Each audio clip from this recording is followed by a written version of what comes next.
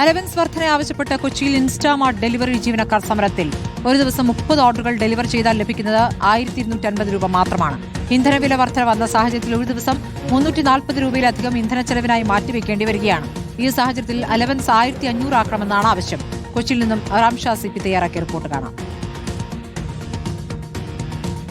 ഞാനിപ്പോൾ നിൽക്കുന്നത് കൊച്ചി കടവന്ത്രയിലെ കസ്തൂർബ നഗറിലുള്ള ഇൻസ്റ്റാമാർട്ടിൻ്റെ ഒരു ഔട്ട്ലെറ്റിലാണ്. ഇവിടെ നമുക്ക് ദൃശ്യങ്ങളിൽ കാണാം, ഇവിടെ ഇൻസ്റ്റാമാർട്ട് ഡെലിവറി സ്റ്റാഫ് അവർ ഒരു സമരത്തിൽ ഏർപ്പെട്ടിരിക്കുകയാണ്. 29/5/2026 9 മണി മുതൽ 3 മണി വരെ സമരത്തിൽ ആണ് എന്നതാണ് ഇവരിപ്പോൾ പറയുന്നത്.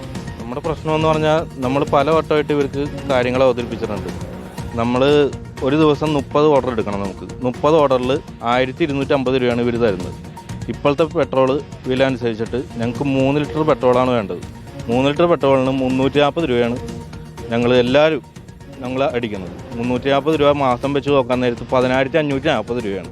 നമുക്കിതല്ലാതെ വീട്ടിൽ കൊടുക്കാനായിട്ട് നമുക്ക് തികയുള്ള ഒരു കാര്യം. ഞങ്ങൾ ഡെയിലി 200 കിലോമീറ്ററിൻ്റെ അടുത്ത് ഞങ്ങളെല്ലാവരും ഓടുന്നുണ്ട്.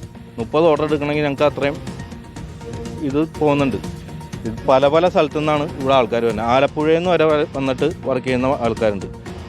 നമ്മുടെ ഇപ്പോൾ ആവശ്യങ്ങളെന്ന് പറഞ്ഞാൽ 30 ഓർഡറിന് 1500 രൂപ വെച്ച് ആക്കണം. ഇതാണ് ഞങ്ങളുടെ ആവശ്യം.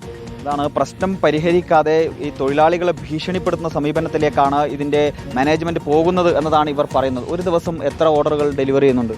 30 ഓർഡർ. വനിതാ ഡെലിവറി സ്റ്റാഫ് കുറേ പേരുണ്ടോ? 3-4 പേര്.